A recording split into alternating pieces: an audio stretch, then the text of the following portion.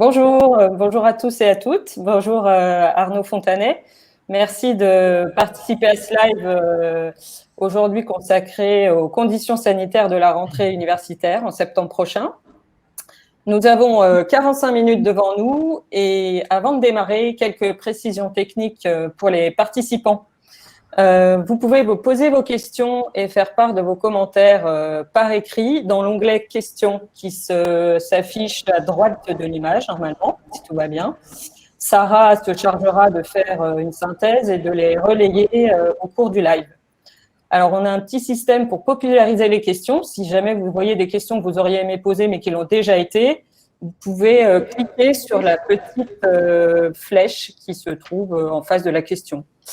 Donc, n'hésitez pas à l'utiliser, ça nous permettra d'éviter d'avoir toujours régulièrement les mêmes questions et de voir lesquelles sont les plus importantes. Et par ailleurs, nous vous soumettrons un ou deux petits sondages sur les conditions de la rentrée au cours de ce live et puis nous vous préviendrons quand on les lancera. Donc, Arnaud Fontanet, je rappelle que vous êtes épidémiologiste, chercheur à l'Institut Pasteur, spécialiste des maladies infectieuses. Vous êtes également enseignant au CNAM, où vous dirigez l'école Pasteur-CNAM de santé publique. Et aujourd'hui, vous êtes en pleine crise sanitaire, membre du conseil scientifique Covid-19, qui conseille le gouvernement, et de son équivalent au niveau européen. Donc, l'objectif de ce webinaire, c'est que vous puissiez éclairer nos participants qui sont confrontés au casse-tête, à un casse-tête sans nom pour préparer la rentrée, organiser les emplois du temps, sécuriser les CTU, etc., etc. Je vous passe tous les sujets. Donc, avant de rentrer sur des sujets bien concrets, j'ai envie de vous poser une question un peu générale quand même sur l'état de la science et notamment sur ce qu'on sait de la circulation du virus sur les jeunes adultes. On parle beaucoup des enfants, des moins de 15 ans, des moins de 11 ans, on ne sait pas trop, mais on parle un peu moins des 18-25 ans, qui sont donc la population étudiante. La reprise de l'épidémie aux États-Unis a l'air de toucher pas mal les jeunes. Et donc, est-ce que les universités, les grandes écoles doivent s'inquiéter et pourraient devenir des clusters en puissance? Bien, donc, en tout cas, merci beaucoup de m'avoir invité. Donc, je me sens concerné au premier chef, puisque, comme vous le disiez, je suis enseignant aussi. Je me pose les mêmes questions que beaucoup d'entre vous pour la rentrée et qu'est-ce qu'on fait avec nos étudiants. Donc, sur la susceptibilité des jeunes adultes par rapport à l'infection, je pense qu'elle est la même que pour les autres adultes. Hein. Ce qui est, vous l'avez bien dit, il y a les moins de, on va dire, 12-13 ans qui, effectivement, sont peut-être moins à risque déjà d'être infectés. Quand ils sont infectés, ils font des formes vraiment mineures de la maladie et probablement transmettent peu. En revanche, à partir de l'âge de l'adolescence et jeunes adultes, eh bien, on a le sentiment qu'ils sont tout à fait capables d'être infectés et de transmettre. Et quand ils sont infectés, ils font des formes le plus souvent relativement peu graves de la maladie. Hein. On voit qu'il y a une augmentation de la sévérité avec l'âge et qui s'est très prononcée après l'âge de 60 ans. Mais en revanche, dans leur capacité à être infectés et à transmettre, c'est la même chose que les autres adultes. Et on l'a vu d'ailleurs à Crépy-en-Valois, on avait fait une enquête dans un lycée où les lycéens ont été extrêmement touchés, hein, puisque 38% d'entre eux étaient infectés et 43% des enseignants, pour vous dire. Donc, malheureusement, ça veut vraiment dire que autant sur les écoles primaires, élémentaires, on peut peut-être se dire qu'il a le contrôle de la circulation du virus sera plus facile, autant sur les universités, il faudra être extrêmement prudent parce que ce que rajoute l'université, évidemment, c'est le rassemblement des étudiants à un moment donné pour les cours et tous les autres événements qui caractérisent la vie universitaire où la transmission du virus peut avoir lieu. Alors là, juste une question. Là, on est en période d'accalmie aussi liée à depuis la fin du confinement. Est-ce que finalement, on est comme aux États-Unis ou en Floride dans une phase d'infusion et ça risque d'être l'explosion dans quelques semaines ou il n'y a pas trop d'inquiétude là maintenant, au moins pour fin août, début septembre? On sait qu'on attend tous une deuxième vague autour d'octobre-novembre, mais est-ce qu'il faut être très prudent sur la fin de l'été déjà? Alors, on a maintenant des systèmes de surveillance qui sont assez précis, qui permettent notamment d'avoir une comptabilisation de tous les diagnostics qui sont réalisés par des laboratoires sur le territoire français chaque jour, en temps réel. Hein, le soir, on a les résultats. Et ça concerne les laboratoires hospitaliers, les laboratoires de ville, et puis les fameuses plateformes qui ont été installées pour augmenter notre capacité à 100 000 tests par jour. Donc, tant que les personnes les utilisent, ces plateformes et ces moyens de diagnostic, on pourra suivre la circulation du virus sur le territoire français. Si malheureusement, parce que les gens se disent oh, bah, le virus il a quasiment disparu, si j'ai des symptômes, ce n'est pas la peine d'aller me faire tester parce que ça doit être autre chose, et du coup ne vont plus se faire tester, là on pourrait perdre la visibilité dont on dispose aujourd'hui. Donc les indicateurs aujourd'hui sont bons. En post-confinement, on est descendu à un niveau de circulation très faible du virus. On est à peu près 500 à 1000 infections par jour.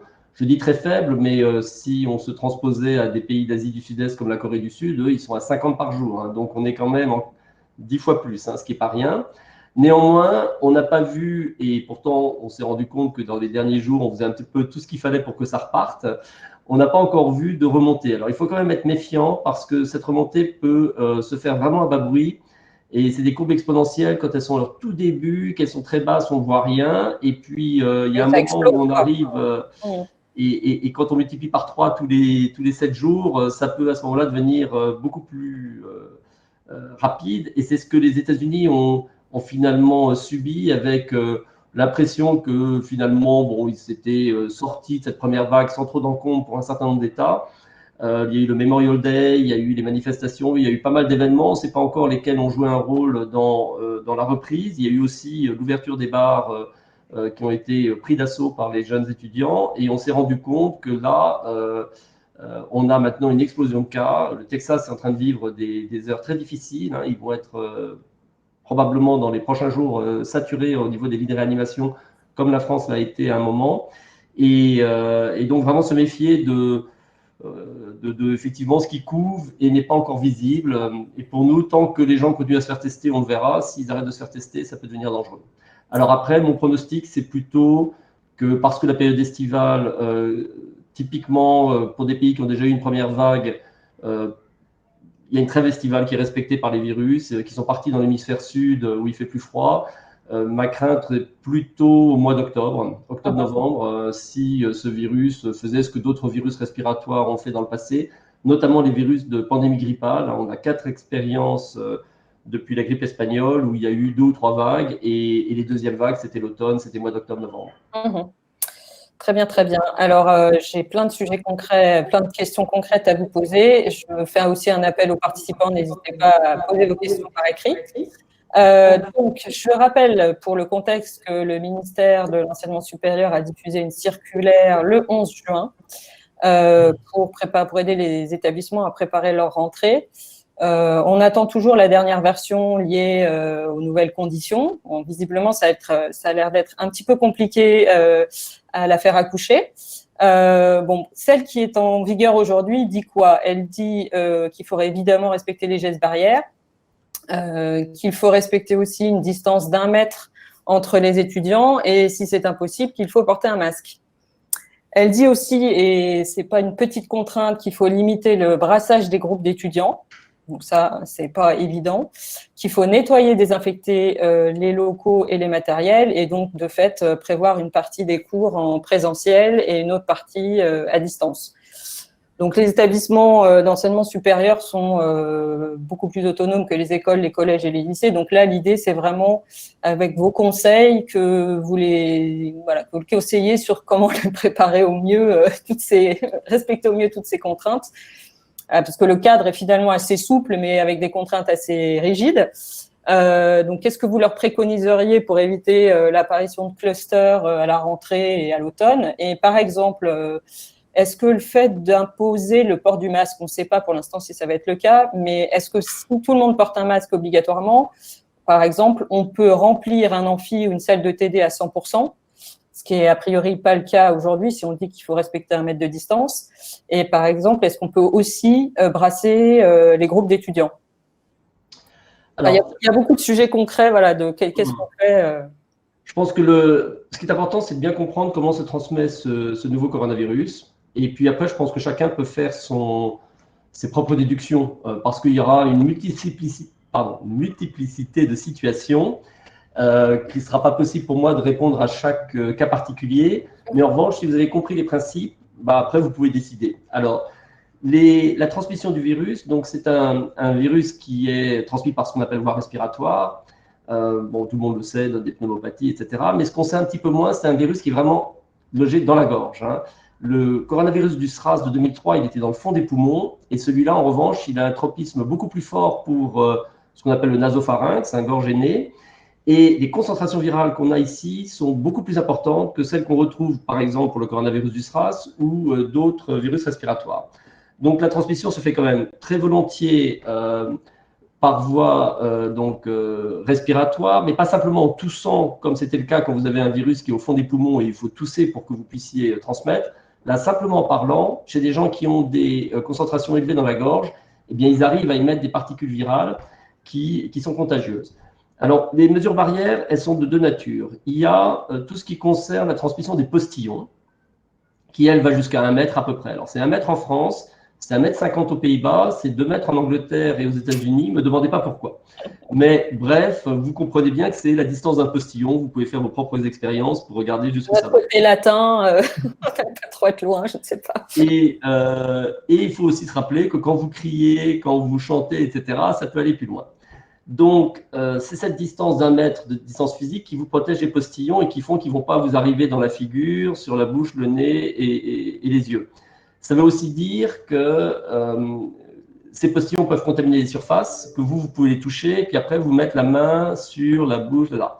Donc, on nettoie les surfaces, on se nettoie les mains très souvent et on évite de se toucher bouche, nez et yeux. Ça, c'est vraiment des choses très simples et qui sont faites pour se protéger des postillons. Ça, c'était un peu le modèle qu'on avait pour la plupart des virus type la grippe, et qui faisait qu'on se disait que distance physique, plus hygiène des mains, plus nettoyage des surfaces devait suffire.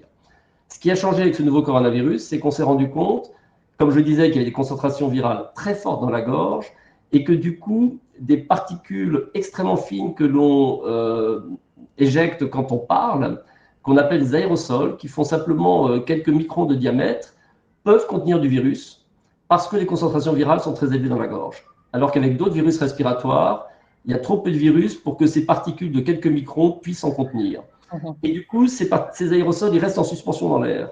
Et ça veut dire qu'une personne, quand elle est très contagieuse, peut finalement contaminer l'air par des aérosols qui vont rester en suspension.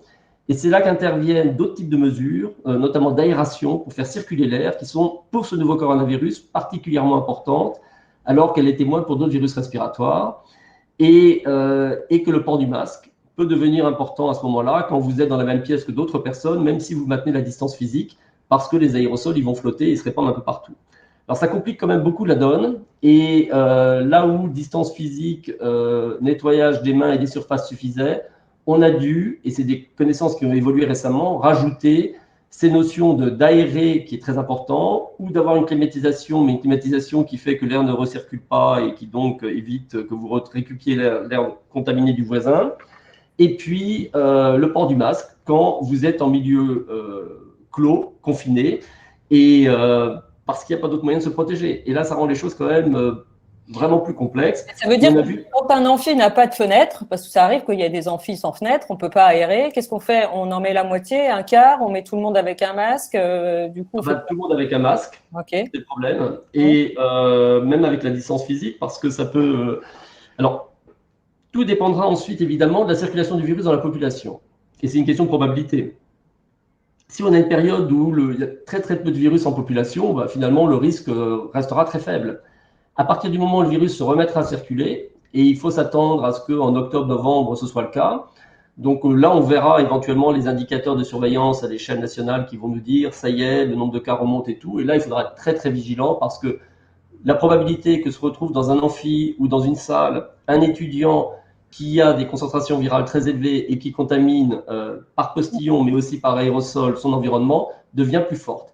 Et ce qu'il faut se souvenir, et maintenant c'est bien documenté, c'est que la transmission, elle peut débuter avant les symptômes. Et ça, c'est une notion aussi qui n'existe pas avec d'autres virus comme le coronavirus du SRAS, où là, on sait maintenant que 2 jours avant le début des symptômes, on peut être contagieux. La contagion est maximale le premier jour des symptômes et diminue assez rapidement pour être quasi inexistante après 8 jours dans les formes mineures de la maladie. Mais vraiment, tout ça rend quand même la gestion du risque de transmission beaucoup plus difficile qu'avec d'autres virus respiratoires et donc les mesures donc beaucoup plus contraignantes. Et je reviens sur la question du brassage des groupes, qui est un vrai sujet dans les établissements d'enseignement supérieur. Est-ce qu'il faut le proscrire? Est-ce qu'on dit chaque étudiant doit rester dans son même groupe de TD, même amphi, les formations sont de plus en plus individualisées, donc on ne fait pas forcément le même cursus, etc.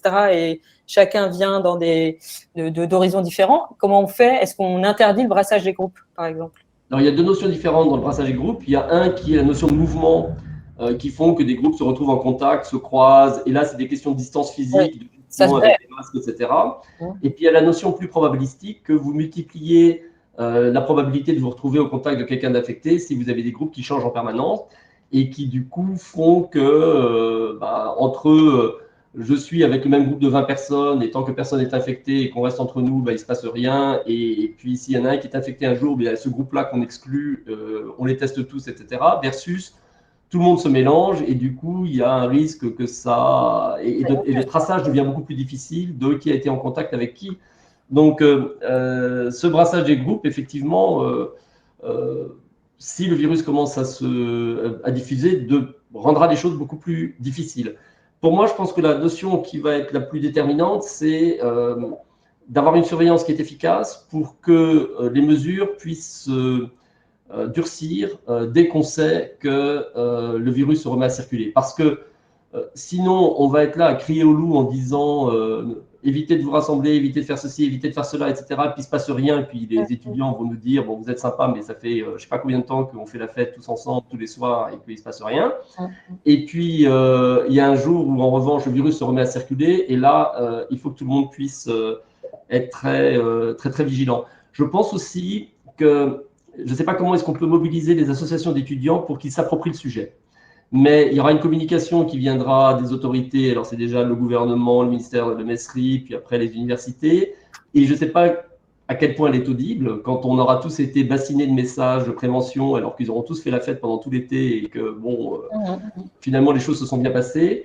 Et tout ce que je viens de raconter, je pense qu'il y aura parmi les étudiants certains d'entre eux qui peuvent être tout à fait sensibles au sujet et se l'approprier et finalement être des bons communicateurs par rapport aux autres étudiants pour leur dire attention, rien ne s'est passé jusqu'à présent, mais ça peut être simplement parce que le virus n'était pas là et devenir de meilleurs ambassadeurs finalement pour que d'abord tout le monde comprenne pourquoi est-ce qu'il faut porter un masque, pourquoi la distance physique est importante, dans quelles circonstances, tous ces principes sur la transmission, parce que c'est des choses qui sont faciles à comprendre finalement.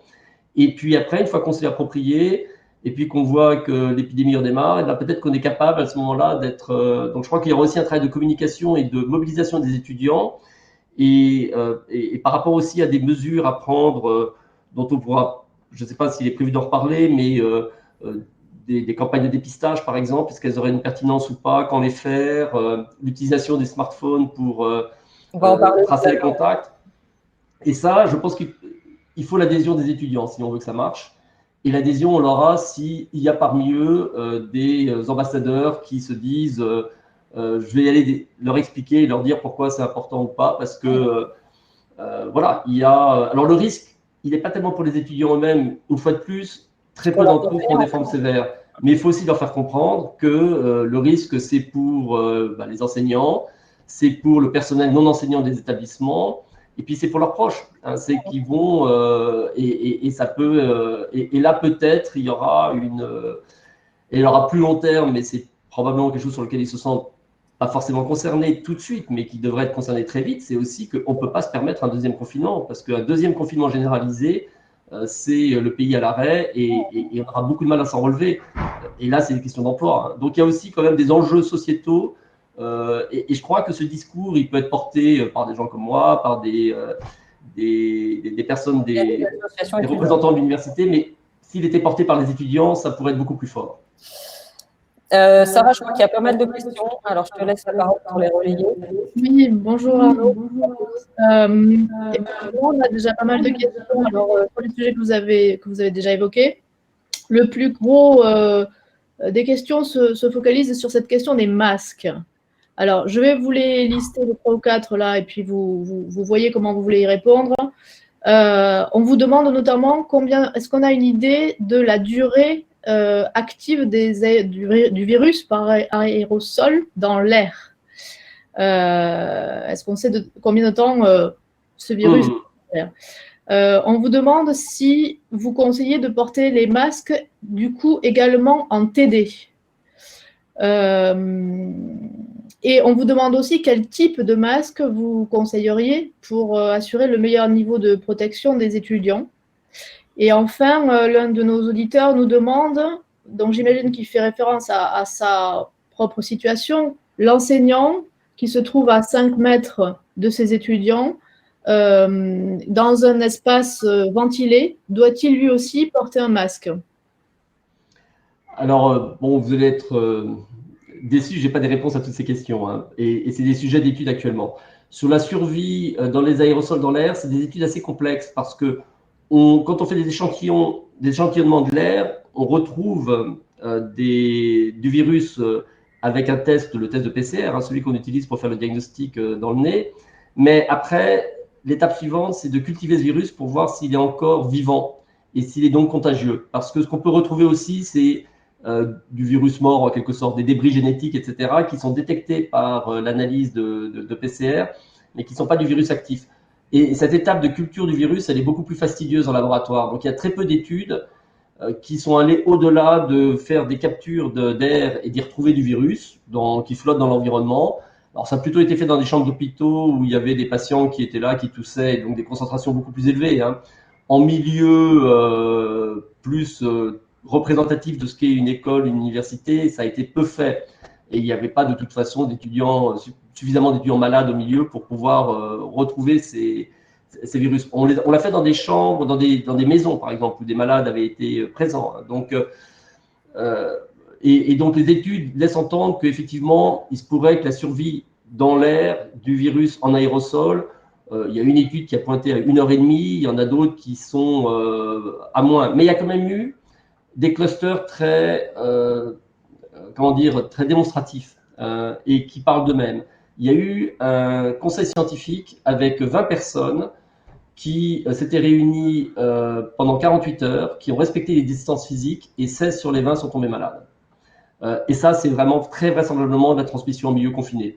Donc ça devait être une pièce qui devait faire la taille d'une salle de classe. Ils étaient 20 dedans. Ils disent avoir respecté les distances physiques et beaucoup d'entre eux sont tombés malades. Et ça laisse quand même entendre que c'est des choses qui peuvent se faire. Ce qu'on sait aussi de façon tout à fait empirique, c'est qu'il y a quelques pays d'Asie qui ont réussi à contrôler la circulation de ce virus sans passer par un confinement. C'est la Corée du Sud, c'est Taïwan, c'est Hong Kong, le Japon. Et tous portent des masques. Hein. Ils ont vraiment alors ils ont la entre guillemets culture du masque. Hein. Ils ont l'habitude d'en porter, mais s'ils ont réussi finalement à continuer à avoir une vie sociale et une vie économique malgré la présence du virus, ils étaient très exposés du fait de la proximité de la Chine.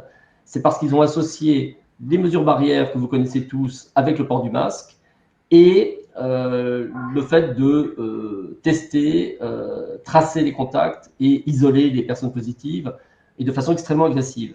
Une fois que tout ça est en place, sur tout ce qui concernait les transports en commun, les ouvertures d'écoles, d'universités, les bars, les restaurants et tout, ils n'ont pas tous eu les mêmes dispositions. Ça a été variable dans le temps, mais globalement, parce qu'ils avaient vraiment des mesures barrières, dont le masque, et les dépister, tracer, isoler, fait de façon extrêmement énergique, une fois que vous faites ça, vous arrivez à contrôler la circulation du virus. Et après, vous pouvez jouer un petit peu sur les autres mesures, notamment sur les universités. Mais les consignes qu'il y a dans les universités de ces pays sont des consignes strictes et le masque est vraiment central dans leur démarche. Donc j'ai peur malheureusement que on n'y coupe pas. Si on se retrouve dans une situation où le virus se remet à circuler et si on veut que les universités fonctionnent, il faudra à ce moment-là, malheureusement, je pense que le masque sera au centre. Et je dis malheureusement parce que ce n'est pas agréable. Après, ce n'est pas non plus insurmontable. Et dans ces pays, ils le portent quasi en permanence quand ils se retrouvent au contact d'autres personnes. La nature du masque, pour se protéger des postillons, le masque en tissu, le masque chirurgical, ça marche. Pour se protéger d'aérosols, ça marche moins bien. C'est pas zéro. peu étudié, mais c'est vrai que c'est là où il faut le fameux masque FFP2 filtrant que les personnels soignants ont, mais qui est quasiment en rupture de stock actuellement, et que je pense qu'il n'est pas concevable non plus d'imaginer pour tout le monde. Puis en plus, qui est difficile à porter, le masque FFP2 toute la journée, c'est pas drôle. Alors là, on se retrouve avec, une fois de plus, l'aération. Je pense qu'il y a un truc simple qui est d'ouvrir les fenêtres autant que possible quand il y a des fenêtres. Et puis après, sinon, c'est des questions de climatisation, comment elles fonctionnent, et ça, je serais moins capable de vous dire. Mais voilà, je pense que le masque, on ne va pas trop y couper. Là, le monsieur qui nous dit qu'il va être à 5 mètres de ses étudiants dans un endroit ventilé, vous préconiseriez quand même le port du masque pour lui? À 5 mètres dans un endroit vraiment ventilé, après, tout dépend aussi de la discipline des gens qui l'auront en face de lui. S'il y a un super contaminateur qui est dans la pièce et qui a balancé des aérosols qui flottent, il devient vulnérable. Donc, après, c'est vrai que comme enseignant, c'est pas rigolo, mais quand vous enseignez et que vous parlez fort, vous pouvez aussi projeter. On a vu dans les chorales des épidémies dans les chorales qui témoignent bien que le fait que des gens qui chantent, etc. Et je pense que dans les épidémies qu'on a vues aussi dans les églises évangéliques, en France, on a eu Mulhouse, mais il y a eu aussi en Corée, il y a eu pas mal d'épisodes similaires. Le fait de chanter a aussi beaucoup contribué. Alors, je dis pas que les professeurs chantent en amphi, mais enfin, c'est pas très loin quelquefois. Ils peuvent crier. Alors, on nous dit, quid de la visière? C'est vrai que dans les pays asiatiques, notamment à Singapour, ils ont donné des consignes assez précises sur l'usage de la visière versus le masque dans certaines conditions. Est-ce que pour les profs, ça peut être une… La visière, c'est très bien pour les gouttelettes, dans les deux sens. Vraiment, les projections de postillons vont être… Quand je dis gouttelettes, c'est postillons. Les projections de postillons vont être bloquées, et puis celles qui vous arrivent dessus, vous êtes protégé. En revanche, pour ce qui est des aérosols, ils peuvent passer par en dessous. Donc, ça marche dans un cas et pas dans l'autre. Alors, c'est sûr qu'avec les aérosols, là, je suis en train de vous dire que finalement, il n'y a plus moyen de s'en sortir. Oui, c'est ça. Il faut un masque 24h/24. Ce qu'il faut savoir, c'est que quand même, des maladies transmises par les aérosols, c'est rougeole, varicelle, tuberculose. Le fameux nombre de reproduction, le R, dont on a tous entendu parler, pour ces maladies-là, il est de l'ordre de 15 à 20. Donc, quand la transmission se fait majoritairement par les aérosols, là, vous avez quand même 15 à 20 personnes infectées par tous les malades, par chaque malade. On n'y est pas avec ce nouveau coronavirus. Ce nouveau coronavirus, on est à 3. Donc, ça veut quand même dire que la transmission par les aérosols, elle est pas prédominante et que ça reste quand même la transmission par gouttelette qui est la plus importante. Sinon, on aurait un R beaucoup plus élevé. Donc, on est quand même face à quelque chose, mais il faut savoir qu'elle existe. Et finalement, c'est une question, une fois de plus, ça revient à une question de probabilité. Je pense que les aérosols, c'est quand vous avez, alors c'est un concept qu'on n'a pas adopté, qu'on n'a pas encore abordé, mais qui est ce fameux super contaminateur. On dit super spreader en anglais, c'est plus élégant, super contaminateur, on a l'impression d'être avec des super héros, je ne sais pas quoi, mais le super contaminateur, lui, il a des concentrations considérables de virus dans la gorge, il n'est pas encore malade, et quand il parle, il émet vraiment du virus, et il en met en aérosol. Et ça, personne ne peut dire qui va être super contaminateur. Ça arrive une fois de temps en temps. La plupart des gens vont avoir des concentrations moins du virus et vont être beaucoup moins contagieux. Mais on se rend compte, quand je vous dis qu'il y a 3 personnes infectées par malade, en fait, c'est pas chaque personne va en infecter 3. Il y a quelque part une personne qui va en infecter 12. Et puis, les 9 autres, ils vont infecter 1,2 et la moyenne, ça va faire 3. Vous voyez ? Donc, donc, le problème, c'est qu'il y a une vraie hétérogénéité dans la transmission avec des supercontaminateurs qui se baladent ici et là et qui vont infecter plein de personnes et la majorité des gens qui vont infecter très peu. Et le supercontaminateur, on ne veut pas qu'il soit dans un rassemblement. Vous voyez ? Et c'est toute la problématique des rassemblements, c'est que tout se passe bien tant qu'il n'y a pas un supercontaminateur au milieu. Il peut y avoir 1 ou 2 transmissions secondaires, mais pas trop. Mais si vous avez un rassemblement avec des gens qui font la fête, qui chantent, qui rigolent, qui, etc., se crient, etc., et qu'il y a un supercontaminateur au milieu, vous vous retrouvez le lendemain avec 20, 30, 40, 50 infections. Il y a eu des épisodes de plusieurs dizaines d'infections. Et ça reste… Tout peut bien se passer tant qu'il n'y a pas le supercontaminateur. Puis le jour où vous l'avez au milieu, et ben c'est parti. Alors, j'ai encore plein de questions à vous poser. Anaïs, je te rends la parole pour lancer un petit sondage et puis on revient sur les questions, notamment, il y en a beaucoup sur l'international. Alors, un petit sondage qu'on va vous soumettre, c'est sur le traçage et Stop Covid. Donc, à côté de l'onglet questions, vous avez un onglet sondage avec un petit rond rouge qui vient de s'afficher. Donc, il suffit de cliquer sur la réponse. En gros, c'est est-ce que vous pensez nécessaire que les établissements d'enseignement supérieur demandent à chaque étudiant et personnel d'utiliser l'application Stop Covid? Donc, on vous laisse quelques minutes pour répondre. Et juste en attendant, je vous demanderai votre avis, Arnaud Fontanet. Juste avant, puisqu'on est encore dans les questions très médicales, est-ce qu'il faut que les établissements prévoient, par exemple, dans leur service de médecine préventive, des tests PCR, d'une part, et est-ce que, comme dans certaines universités à l'étranger, on doit prévoir des prises de température soit systématiques, soit aléatoires, soit dans certains lieux particuliers, plus confinés plus confinés qu'ailleurs? Qu'est-ce que vous leur conseilleriez sur ces sujets-là avant d'avoir les résultats du sondage? Alors, pas très facile parce que c'est des mesures qui ont été peu évaluées. En fait, la prise de température, par exemple, j'ai envie de dire, j'aimerais bien responsabiliser un peu les gens, leur dire si vous vous sentez pas bien le matin, allez d'abord vous faire dépister plutôt que d'aller rejoindre vos camarades et vous rendre compte en fin de journée que finalement vous aviez de la fièvre, etc. Donc, s'il pouvait y avoir déjà une responsabilisation des individus pour se dire je ne vais pas exposer mes autres collègues au virus, bon, on gagne du temps. Après, si ça doit passer par des prises systématiques de température, bah, oui, vous allez de temps en temps choper une personne qui aura de la fièvre et ça peut être utile. Après, tout dépend une fois de plus, est-ce que le virus circule? Est-ce que. La prise de température n'est pas très pratiquée en France, alors qu'elle l'est beaucoup plus dans d'autres pays, quoi. Voilà, mais bon, et puis on sait tous qu'en prenant un paracétamol, eh ben, on échappe au contrôle si on veut vraiment échapper au contrôle. Donc, il y a des. C'est pas vraiment évalué. Donc, je ne peux pas vous dire si ça a une réelle utilité. Après, c'est, une fois de plus, très pratiqué dans quelques pays où ils ont pu contrôler l'épidémie. Enfin, bon, je pense qu'en France, on essaye d'être un peu plus sur la responsabilisation individuelle. Maintenant, je ne suis pas sûr que ça marche très bien quand je vois ce qui s'est passé la semaine dernière. Et bon, je n'aurais pas un discours moralisateur là-dessus, hein, du tout. J'avais bien aimé la réponse qu'un de mes collègues avait faite à la télévision. On lui avait dit mais si vous aviez eu 20 ans, vous auriez été où? Vous, il a dit bah, bien sûr que j'aurais été à la fête de la musique, mais il y aurait eu quelqu'un pour me dire que j'aurais pas dû. Et donc voilà. Et non, donc c'est des mesures qui sont pas forcément évaluées. En revanche, il faudra effectivement qu'il y ait alors je sais pas ce qui est l'infirmerie ou le centre médical de l'université, les moyens en tout cas d'être certainement d'isoler correctement quelqu'un. Et puis après, comment est-ce qu'on gère son déplacement vers un centre pour être testé? Bon, ça sont des choses qui peuvent se faire. Il y aura quand même maintenant, il y a des centres pour tester à peu près partout. Hein, donc il faut juste que l'université sache où aiguiller la personne, qu'elle ne soit pas elle-même en train de se trouver l'endroit où je vais aller me faire dépister, qu'il y ait une ligne directe qui soit faite.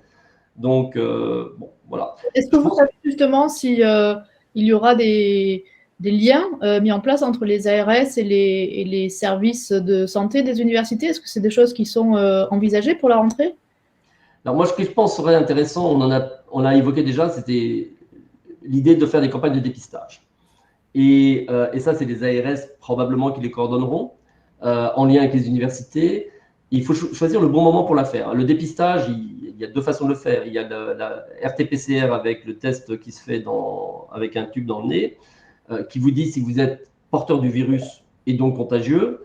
Et ce type de campagne, si par exemple vous voyez que l'épidémie reprenait, pouvait être vraiment utile pour essayer de savoir si dans l'université, il y a des personnes infectées à un moment donné, et puis pouvoir les mettre en isolement et essayer de casser la courbe dès le début. Puis après, on met des mesures extrêmement strictes dans l'université pour éviter que le virus circule.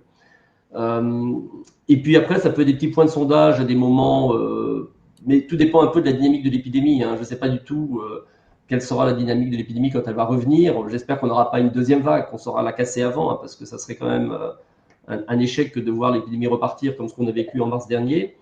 Et là, les ARS, je pense, peuvent jouer un rôle. L'autre forme de dépistage, c'est aller rechercher les anticorps pour voir si vous avez été infecté dans le passé et si vous êtes éventuellement protégé. Je pense que ça, ce sera moins utilisé parce qu'on ne sait pas très bien quoi faire du résultat. On n'est pas certain que la protection des anticorps dure très longtemps. On sait aujourd'hui qu'on a des anticorps quand on a été infecté et que ces anticorps protègent, mais on ne sait pas pour combien de mois. Et je pense que ces tests de dépistage-là n'auront pas une utilité particulière parce que de toute façon, on est très loin de cette immunité collective qui nous protégerait contre la reprise de la circulation du virus, qui devrait être au moins 50% des adultes.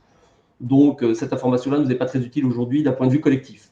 Et en revanche, des campagnes de est-ce qu'il y a du virus qui circule dans l'université, organisées avec l'ARS, pour au moment où on sent que la circulation du virus reprend, là, je crois que ça peut faire partie des actions importantes, mais je pense qu'il y aura beaucoup de gens qui solliciteront ce type de campagne si la circulation du virus reprend. Donc, il faudra bien se coordonner. Donc, pour revenir sur Stop Covid, Sarah, tu nous donnes les résultats du sondage. Alors, les résultats du sondage. Pensez-vous qu'il soit nécessaire que les établissements d'enseignement supérieur demandent que chaque étudiant et personnel utilise l'application Stop Covid?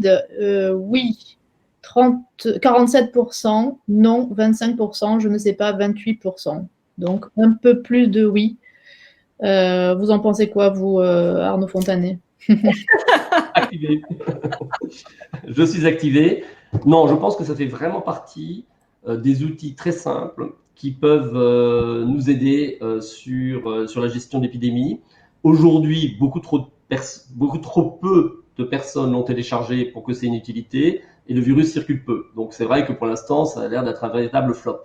Si le virus se remet à circuler, notamment dans le contexte d'une université où il y a justement des circulations, des flux d'étudiants, ils peuvent se retrouver à discuter avec des gens qu'ils ne connaissent pas forcément très bien, de vue, etc. Ils sont assis en amphi à côté de quelqu'un qu'ils ne connaissent pas particulièrement et ils se retrouvent avec un signal qui leur dit « vous avez été au contact de quelqu'un qui a été diagnostiqué ». Je pense que ça peut être extrêmement utile.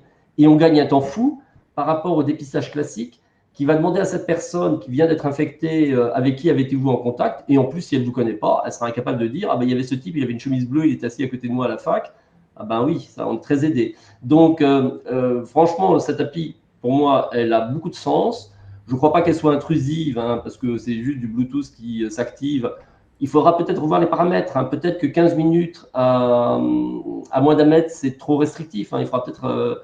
Mais bref, et il faut savoir que dans les pays, en Allemagne, en Norvège, ils ont arrêté pour d'autres raisons. Mais en Allemagne, ça a pris beaucoup plus vite. Les Français sont très réticents et je crois ont une peur de tout ce qui peut être flicage, etc. et compagnie. Bon, moi, honnêtement, par rapport aux privations, déjà, j'ai pas beaucoup d'inquiétudes. Par rapport à mon Google Maps et tout le reste, tous les trucs des réseaux sociaux qui sont activés, qui me tracent partout, je pense que c'est beaucoup moins intrusif. Et puis ensuite, je crois que c'est vraiment un outil qui peut être utile. Alors, beaucoup de questions. J'essaye de les faire par thématique sur l'international. Et je reviendrai après sur les questions d'espace, parce qu'on a aussi pas mal de questions et aussi de pédagogie. Sur l'international, on vous demande, est-ce que vous êtes favorable à des mobilités, comment vous envisagez les mobilités internationales étudiantes à la rentrée? Est-ce qu'il est sage d'envoyer ces étudiants, par exemple, en échange Erasmus en septembre, octobre, voire novembre, décembre? On nous demande aussi s'il faut appliquer une quarantaine aux étudiants qu'on reçoit, sachant qu'effectivement, dans certains pays, le gouvernement l'oblige. Je crois qu'en France, ce n'est pas le cas, à ma connaissance. Vous direz. Les quatorzaines volontaires. Ah oui, les gens eux-mêmes qui décident s'ils se mettent en quatorzaine ou pas. Ah oui, mais voilà. ça va changer avec. Je peux ne pas être tout à fait à la page et on va en reparler. Donc, non, alors sur les. Bon, tout ça, c'est extrêmement compliqué. Sur l'espace Schengen, on a la chance d'avoir une situation à peu près homogène entre tous les pays. Et à part l'Angleterre où ça continue à circuler pas mal, sur le reste de l'Europe, on est plutôt au même niveau de l'épidémie qui circule très peu. Et donc, de circuler entre les pays d'Europe, ce n'est pas très différent de circuler entre les régions de France et on va continuer à le faire.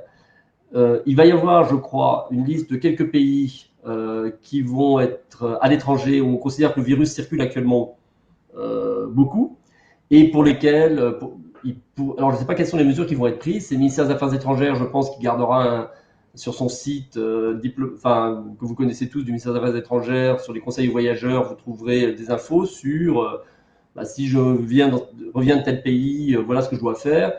Et j'imagine que alors, on peut bloquer les vols directs de ces pays, mais à ce cas-là, les gens peuvent passer par un autre pays. C'est quand même, faut savoir que bloquer les vols directs, c'est pas très utile parce que si par exemple on dit aujourd'hui on veut pas voir des personnes qui viennent d'Inde parce qu'on sait qu'actuellement ça circule beaucoup en Inde, Mais si les Pays-Bas n'ont pas la même attitude, alors peut-être que Schengen, on aura tous la même attitude. Mais si la Turquie n'a pas la même attitude, il suffit de prendre Bombay, Ankara, et après Ankara, Paris, et donc avoir bloqué le vol Bombay-Paris ne sert à rien. Vous voyez, donc bloquer des vols d'avion, je pense que ça se contourne très facilement. En revanche, après, ce qu'on peut proposer, c'est les émissions des visas qui peuvent être refusées, ça c'est une façon de faire. Et puis sinon, c'est des quatorzaines volontaires à l'arrivée. Et je ne sais pas très bien comment est-ce que le gouvernement va gérer tout ça. Pour vous, pour aller dans un pays, il y a deux critères finalement qu'on peut choisir. Il y en a un qui est est-ce que le virus circule dans ce pays, oui ou non. Et puis l'autre, c'est est-ce que les structures sanitaires de ce pays sont susceptibles de me prendre en charge si je tombais malade. Bon, pour nous qui travaillons beaucoup à l'Institut Pasteur avec l'Afrique subsaharienne, le virus circule finalement pas tant que ça actuellement en Afrique subsaharienne. En revanche, on sait que si quelqu'un tombe malade là-bas et qu'il doit être hospitalisé en urgence, les services de réanimation peuvent être très facilement saturés, ou en tout cas, on n'est pas sûr de la qualité des soins selon les pays où on serait envoyé. Et donc, je pense que le critère de choix, il doit dépendre de quelle qualité de soins vous aurez, toutes les assurances médicales qui vous permettent d'être pris en charge en urgence le cas échéant, et est-ce que le virus circule, oui ou non. Mais ces questions-là vont être très compliquées. Après, je crois que chacun a Ce que je voudrais finalement, c'est, à l'issue de cette discussion, qu'on sorte de quelles vont être les règles, et parce que moi-même, j'ai plein d'incertitudes sur ce qu'il faut faire. Et en revanche, si toutes les personnes qui nous écoutent ont compris les règles sur la transmission, ce qui se passe, comprennent la dynamique de l'épidémie et savent que s'ils vont dans un pays où ça circule, ils peuvent être infectés, bien évidemment, et qu'après, c'est une question d'être prise en charge localement, donc il faut qu'il y ait des services sanitaires qui puissent vous prendre en charge dans des conditions correctes et que vous ayez une assurance qui marche et tout. Enfin, c'est ça les vraies questions qui se posent. Ensuite, il y aura peut-être des directives gouvernementales que vous serez amenés à suivre parce que c'est des directives, ça je comprends très bien, mais une fois de plus, elles ne s'appliqueront pas à tous les cas particuliers. Et c'est là où, université par université, selon la nature des échanges que vous avez, les pays qui sont concernés, la durée des stages, etc., vous aurez des décisions à prendre où c'est votre bon sens qui va prendre le pas sur les directives qui n'existeront pas pour votre cas particulier. Et là, il faut que vous puissiez maîtriser un minimum des données qu'on vient d'échanger. Expliquer votre décision, du coup. Voilà, il faut pouvoir… En même temps, c'est sûr que faire appel à la responsabilité de chacun, c'est certainement le plus grand bon sens. Mais par exemple, les établissements ne peuvent pas d'eux-mêmes imposer des quarantaines aux étudiants qui viennent de l'étranger. On a pas mal de questions là-dessus. Ça relève pas vraiment d'eux. Alors, comment ils peuvent faire en sorte de maintenir cette… Non, ça, je ne sais pas. Je ne sais pas justement si un chef d'établissement peut interdire le retour à un étudiant si ce n'est pas quelque chose qui est demandé par le gouvernement, je ne sais pas. Donc, pour les quarantaines, ce n'est pas évident. On a aussi une question sur qui est-ce qu'il faut mettre en quarantaine à partir du moment où il y a une suspicion. Est-ce que c'est la personne et ses cas contacts? Est-ce que c'est la classe entière? Est-ce que c'est un bâtiment entier? Est-ce qu'on a des notions là-dessus? Alors, sur l'université, en plus, c'est une autre échelle. Sur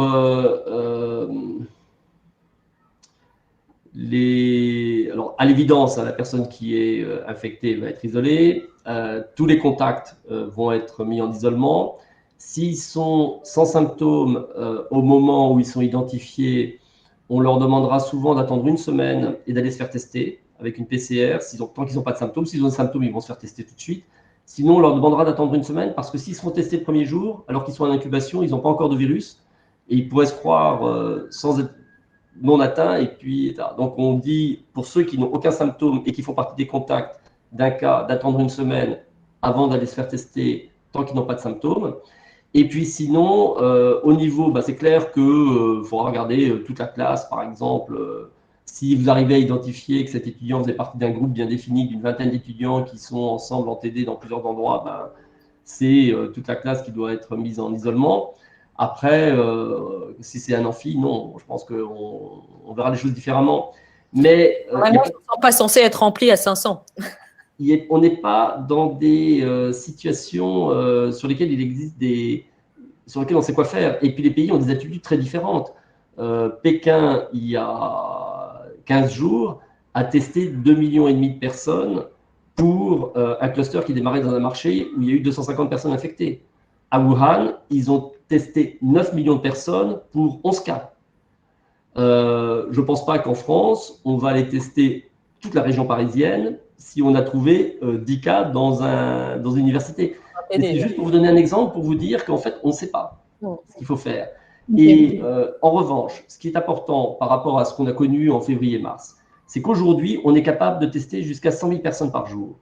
Et je pense que pour un universitaire, si vous avez dans votre université un ou plusieurs cas déclarés, vous contactez l'ARS. Et à ce moment-là, il n'est pas exclu, si les moyens sont disponibles, c'est des moyens humains dont je parle, hein, ce n'est pas les moyens des tests. Les tests, on les a maintenant. Mais qu'on vous dise, on teste toute l'université. Vous avez 3-4 cas, on teste tout le monde, et après, on décide de reprendre ou pas les activités. Et je crois que, en tout cas, les tests, ils existent. Ce qui va être difficile dans des situations pareilles, c'est évidemment si elles se répètent partout, vous ne pouvez pas faire ça. Mais si c'est un cas isolé, si vous êtes un des premiers clusters dans un endroit, dans une université, vous voyez que le directeur de l'ARS, il vous dit bon, pour l'instant, la situation est calme autour, on ne va certainement pas se laisser développer un cluster isolé qui pourrait devenir source d'une infection beaucoup plus large. Et on confine tout le monde, on teste tout le monde et on voit si on reprend ou pas. Donc, je pense qu'il n'y aura pas, voyez, une réponse que je puisse donner qui s'applique à toutes les situations. Parce que si vous avez des clusters partout, l'ARS va vous dire on ne peut pas, et à ce moment-là, ben, vous êtes obligé de tout fermer, etc. Si en revanche, vous êtes le seul cluster du coin, ben, ils vont arriver, ils vont faire le truc. Et je crois que ça sera toujours discuté dans un certain contexte parce qu'en fait, il n'existe pas de bonne réponse là-dessus. Mais je dirais au moins à l'échelle d'un groupe de 30 étudiants qui se déplacent ensemble, oui, j'y serais. Là, ceux-là, je les isolerais très volontiers. Au-delà, c'est à voir au cas par cas. Alors, Arnaud Fontanet, on arrive à 15 heures. Est-ce que vous avez encore 5-10 minutes à nous accorder ou pas? Je peux. Pas je vous dis en gros les questions qui reviennent assez souvent. On a des questions sur les personnes vulnérables. Comment on fait avec les personnes qui disent qu'elles sont particulièrement vulnérables? On a des questions plutôt de l'ordre de la pédagogie. Est-ce que vous conseillez aux établissements de faire le maximum de cours à distance plutôt qu'en présentiel à la rentrée? Est-ce que vous considérez que les travaux en équipe sur projet, par exemple, sont à bannir à la rentrée à cause du risque qu'ils pourraient faire porter aux étudiants? Donc, travail en équipe sur projet, cours à distance, est-ce que vous les recommandez à forte dose? Et personnes vulnérables, qu'est-ce qu'on conseille aux équipes qui font face à des étudiants, par exemple, qui diraient, voilà, je suis asthmatique, je suis ceci, cela? Alors, les personnes vulnérables aujourd'hui, donc comme on l'a dit, c'est très dépendant de l'âge. Le risque augmente beaucoup après l'âge de 60 ans. Donc, ça ne va pas concerner beaucoup de personnes à l'université, sauf dans les enseignants et le personnel non enseignant. Ensuite, il y a des comorbidités qui sont diabète, hypertension, et c'est le diabète de type 2, hein, c'est ce qu'on appelle le diabète de la maturité, ce n'est pas le diabète insulinodépendant. C'est la question d'avoir, parce que le diabète de la maturité, c'est des gens plus âgés. Hypertension, maladie cardiovasculaire, et puis le surpoids.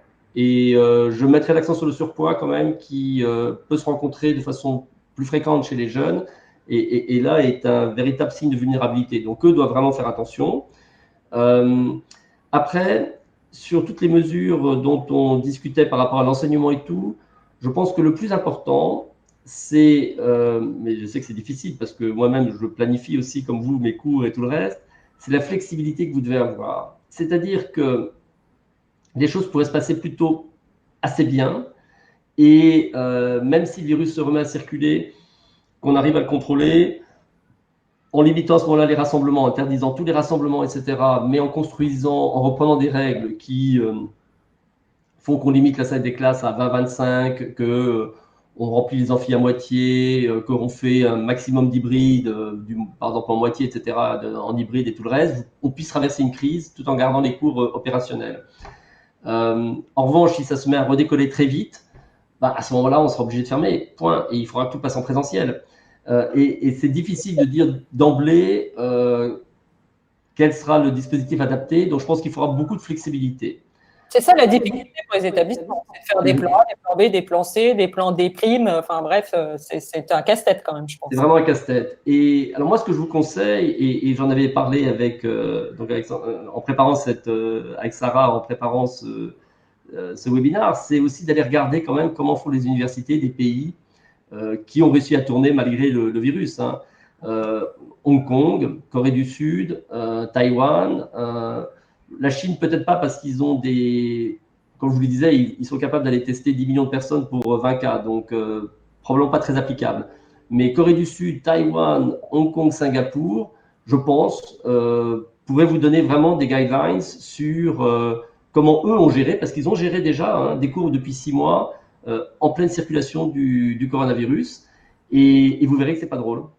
Et c'est peut-être ce que vous n'avez pas envie d'entendre, mais eux, ils ont réussi à continuer. Et après, c'est vrai que peut-être qu'il y a des choses qui sont excessives dans ce qu'ils proposent.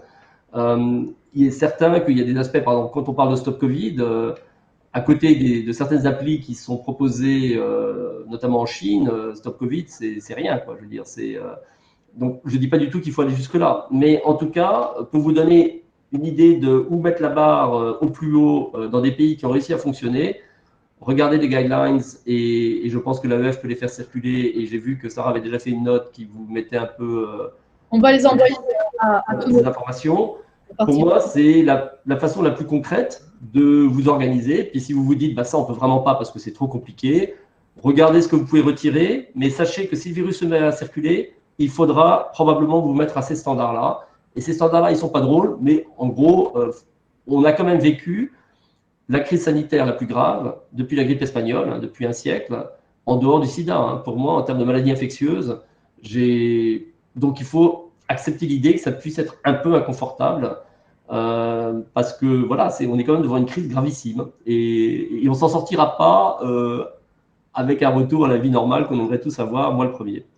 Alors, Anaïs, avant juste de te redonner la parole pour terminer ce webinaire, je voulais quand même poser une question à Arnaud Fontanet parce qu'elles sont revenues souvent sur les espaces communs et aussi on peut élargir ça aux endroits festifs. Vous en avez un petit peu parlé, Arnaud. On nous pose la question de quid des espaces de pause, des tables qu'on met à disposition des étudiants, des foyers, des bibliothèques, des espaces de coworking. Tout ça, on impose aussi le masque pour être à risque minimum. Les cuisines des CTU, les cuisines communes, etc. Les résidences et les internats. Une fois de plus, les deux paramètres seront est-ce que le virus circule ou pas. S'il ne circule pas, vous pouvez être un peu plus relax, parce que ça n'a pas de sens de s'imposer des règles très strictes alors que le virus ne circule pas. Et puis, est-ce que vous pouvez aérer? Si vous pouvez aérer, c'est quand même déjà beaucoup. Si le virus circule, s'il n'y a pas moyen d'aérer, je ne vois pas d'autre solution que le masque. Et une fois de plus, allez regarder comment nos collègues ont fait en Asie, parce que finalement, eux, ils y sont arrivés. Et tout ce qu'on a essayé de faire en dessous de ça, ça n'a pas marché. Donc, il existe probablement un compromis, mais on ne sait pas où il est. Et en tout cas, il vous donne quand même une bonne idée de ce qui marche, même si c'est contraignant. Je pense qu'il faut vraiment s'en inspirer. Alors, sachez aussi que les universités anglo-saxonnes, beaucoup, ils vont à reculons. Mais eux, ils ont peut-être énormément de matériel, de programmes en ligne qui leur permettent d'assurer des enseignements à distance. Mais aux États-Unis et en Angleterre, beaucoup d'universités ont décidé de faire, en tout cas sur le premier trimestre, tout en distance. Une fois de plus, pour moi, j'attendrai de voir. Je démarrerai en surveillant de très près la circulation du virus, avec un plan, je dirais, ce que vous demandera le MESRI pour démarrer, mais le plan, la circulation démarre, je n'ai pas envie de tout fermer, je ne suis pas en capacité de tout mettre en distance, à ce moment-là, je pars sur un plan à la Hong Kong ou à la coréenne, et sauf si le MESRI vous dit, vous fermez tout, mais ça sera à voir. Alors, j'ai une dernière question avant de clore ce webinaire. Vous êtes chercheur quand même, ce serait dommage de ne pas évoquer ce sujet. Est-ce que pour vous, ça va changer aussi la pratique de la recherche? C'est-à-dire qu'est-ce que cette crise a révélé des choses sur la manière de faire de la recherche, sur les collaborations internationales? Est-ce que ça va pousser à la science ouverte, voire à la science participative? Est-ce que déjà, vous repérez des pratiques qui évoluent ou finalement, la pratique actuelle de la recherche est confortée par cette crise? Clairement, on est allé très vite dans le partage de données. Alors c'était quelque chose qui était déjà en train d'arriver hein, dans beaucoup de disciplines. Il y a cette notion de ces fameux préprints, hein, donc des publications qui n'ont pas été revues par les pairs, que déjà des gens en physique, en mathématiques utilisaient beaucoup. On était mûrs pour ça, hein. Les journaux étaient déjà présents à medRxiv, bioRxiv, et évidemment là il y a une utilisation massive pour le meilleur et pour le pire, hein. C'est-à-dire qu'il y a l'info qui devient disponible tout de suite, mais qui n'a pas été revue. Après, je pense qu'on est capable les uns et les autres de faire un peu le tri dans ce qu'on lit et de se dire ça c'était bien, ça c'était pas bien. Scientifique, mais pas forcément toute la presse qui ne comprend pas les subtilités des préprints ou etc. Non, tout à fait, tout à fait. Et puis sinon, échange sur Twitter, là aussi il y a eu le meilleur et le pire, mais le meilleur pour moi, c'est je me réveille le matin et je regarde 10 personnes que je suis, qui sont des virologues, des spécialistes de phylogénie moléculaire, des modélisateurs et des épidémiologistes, partout dans le monde. Et moi, je ne change pas avec eux parce qu'avec le conseil scientifique, je ne vais pas sur les réseaux sociaux pour les raisons que vous devinez. Mais en revanche, je me dis avec beaucoup d'attention ce qu'ils font et puis j'échange par mail après avec eux. Et là, on a communiqué comme jamais, hein, et les visios. Et la science était au cœur du débat public pendant 4 mois quand même. Oui, mais pas ce que j'aurais voulu. J'ai été malheureusement très déçu de voir la médiatisation de théories scientifiques qui n'étaient pas du tout consensuelles et que le débat scientifique qu'on a entre scientifiques, au contraire, a été très bon. J'ai trouvé beaucoup de collaboration, une compétition saine avec beaucoup de partage d'informations et puis quand même qui restait très scientifique dans sa méthodologie.